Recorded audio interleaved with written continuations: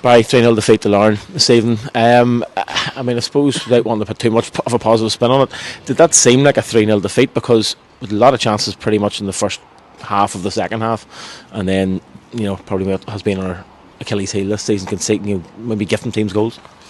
Yeah, I am. Listen, it's different for me.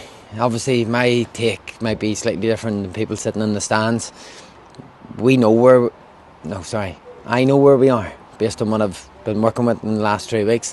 I know that there's huge work to do, and there's gaps, and there's certain things that, you know, we need to continue to work on, and that takes time. It takes games.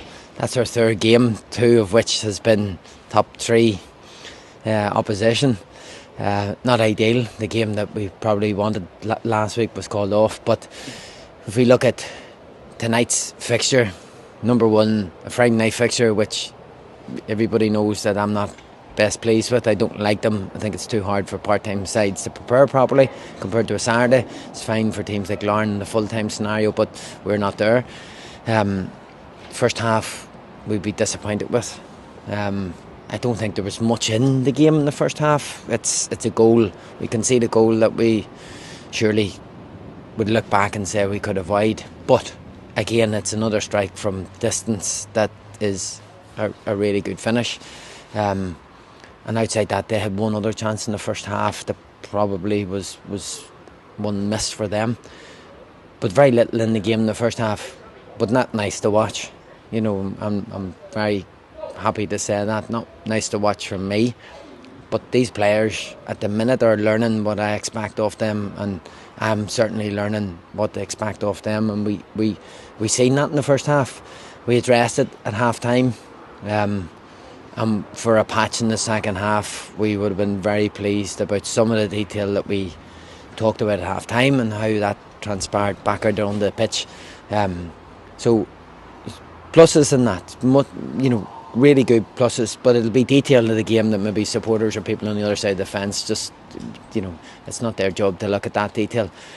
And I keep reinforcing, Larne's champions for a reason. That's not to say they were miles better than us tonight. I don't think there were 3 goals better than us, but they're top of the table ish and we're bottom of the table, and there's, you know, a gulf of difference in terms of what they do versus what we are at the minute.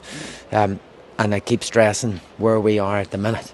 So we're 3.5 weeks in from me taking over or whatever it may be, and I feel we're in a stronger position now than what we were 3.5 weeks ago. There's been lots of disruption. There's been lots of players in. There's been lots of players out. There's been a change of management. There's been 2 massive games against 2 really good sides.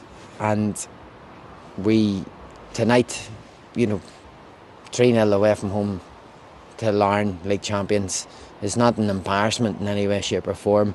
And we're inside and we're talking to players and we're listening to them and we're saying, we have 2 choices. We can look at the complete negatives of what we didn't do tonight, or we could focus on the 20-25 minute spell that we had, that we would be very pleased at against a very good side, and say, well, if we can do that, how do we elongate that? How do we stretch that process, and how do we make ourselves better? Because that's what we're capable of. But like I've said many times, this is a squad of players that have found it really hard this season. So it's not easy just to come in, wave a magic wand. And you can see tonight, when the going got tough at times, there was that lax and laziness at times to revert back to things that certainly aren't in my locker. And this is what we've seen in previous games before our management tender. So that's normal, and we expect that to a certain degree. And I've said, our prize money comes in the head-to-head games against the teams that are in around us, and we know we have to use games like tonight to prepare ourselves for that. As much as that may sound a wee bit negative and defeatist, we didn't go in tonight's game expecting a defeat or wanting a defeat in any way, shape, and the players certainly didn't do that either. It's transpired out that way, but we have the opportunity now to look at some of that detail, use the next 2 weeks to prepare ourselves. 2 weeks tonight will be head-to-head with Ballymena at the showgrounds, and that's our immediate focus, and that's the only thing that matters to us at this minute in time. Just lastly, you touched on a lot of players coming in, a lot of change, and a few players going out. Obviously, Lee Newell's gone to be nice, has gone to Ards this season.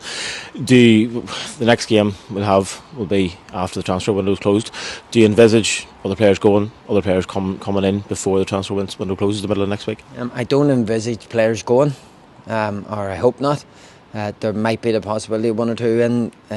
We're not saying our business is done. We are actively speaking to players in the background, whether we can get them deals done or whether we can get them in the January window. January window is difficult, I've said it before. We've done 4 really good players at this point, and we've done really good business, in my opinion. Established Premiership players. But managers always want that extra one, and fans and supporters and so on. Everyone loves another one. So we'll work and see whether it works inside the parameters that we've been set, and budget and resource and all the rest. And if it works, we'll certainly do. We'll do another 1 or 2 possibly. But we're getting to that stage now where if deals don't happen, we'll not lose too much sleep over it, because what we've done so far has been good.